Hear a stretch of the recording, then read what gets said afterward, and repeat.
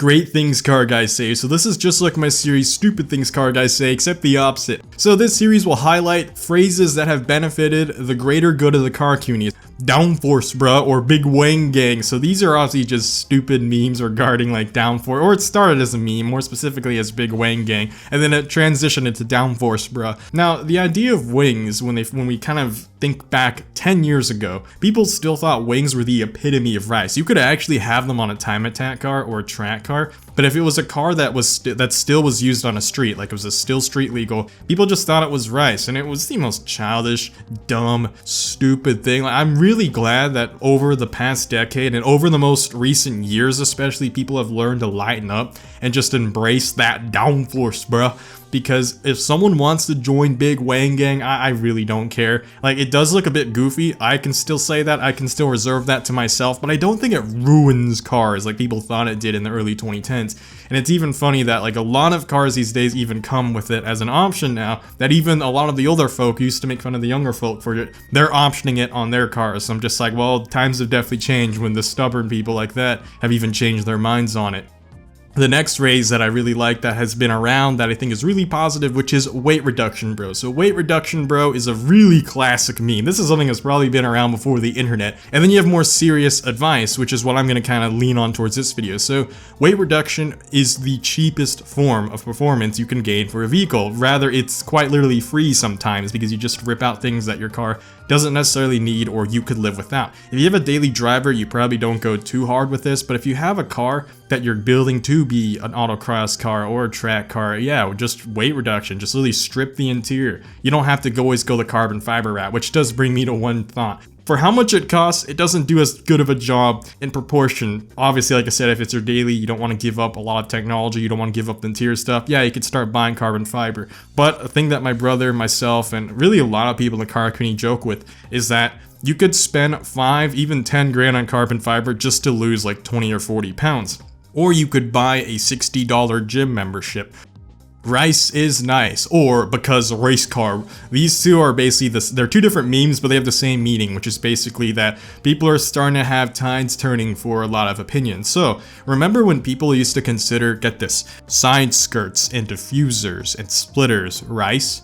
You know how many cars from factory these days come with side skirts, splitters, and diffusers, and how actually useful they are from an eco standpoint too, because they actually get better gas mileage. Why were these considered rice in the 2000s and late 90s? Like, literally, if you did these to your cars, everyone hated you. Same thing with body kits or even just fender flares. So, okay, body kits are still kind of controversial, especially if it changes a car's appearance too much, but fender flares, why was that considered rice? I'm glad that people are starting to throw out, because race car, bro, because rice is becoming nice. There are some things, some accents, some designs that you can add onto cars these days that really do increase the flair, and it's not just about being showy for the sake of being showy like we thought in the past. It's genuinely just customizing your car for the sake of customizing your car. I'm okay with this. I'm so glad that the modern car community has embraced this phrase, kind of realized that not nearly as many things were rice as we once thought. Around 2015 to 16 was probably when rice hit its peak.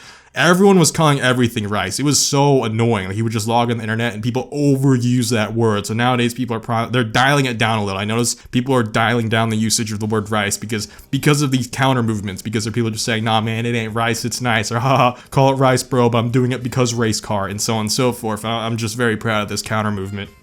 Grandpa fitment. So fitment usually refers to how the wheels sit in correlation to the rest of your car. Nowadays, the fashion trend is to actually have a little poke or to be flush. I've always been a fan of flush, alright? Poke, not too big a fan of, but I don't hate you for it. Stance, same thing. I'm not a fan of it, but if you do it, whatever man. It's not my life, I'm okay with it. But I'm really glad that a lot of automotive manufacturers have caught onto our memes of grandpa fitment, because this is benefiting the greater good of the car community.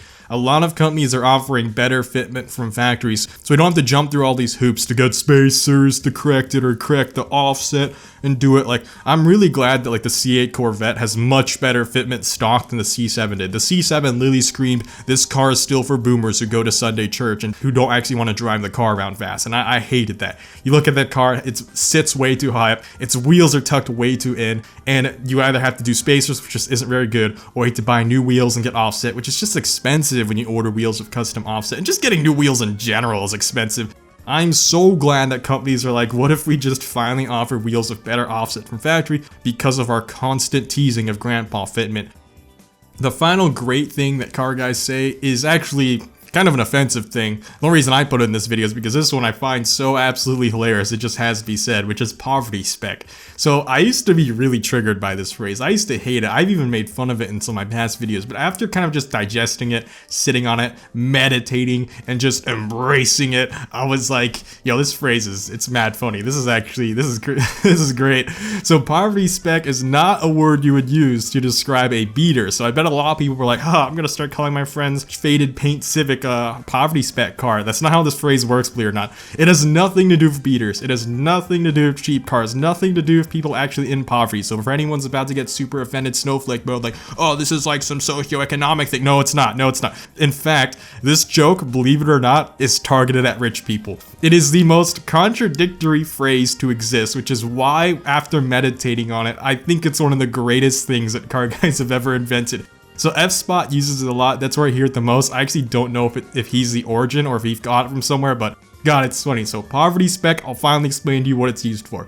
If you see a really expensive brand like a Ferrari or Porsche, or a brand that is high status, but they have a base model for that brand or a base trim for that brand, they have a poverty spec Ferrari or a poverty spec Porsche. So for example, someone has a Porsche Boxster. Someone just bought that Boxster to say they have a Porsche, not because they actually like Porsches. That's how this phrase works, because that's not always true. You could buy Ferrari Californias because you actually like the California. You could buy Porsche Boxsters because you actually like the Boxster. But do you think I'm gonna sit here and try to explain that to you, or do you think I'm just gonna laugh because it's really, really funny? I'm gonna laugh because it's really, really funny. I think it's hilarious that in some way, somehow, we found a way to make fun of expensive cars in a tongue-in-cheek method. This is extremely tongue-in-cheek, because at the end of the day, they still have a Porsche. It's still better than most of the people's cars that they're driving, but it's hilarious seeing the sheer hypocrisy of calling an expensive car poverty spec. It just is what it is. Just watch F-Spot's channel, hear him say it in the context that he does, and it hits different. It really does hit different after a while. Because as time went on, it only aged better. Like, I'll literally see a base model Stingray Corvette, like, yo, poverty spec.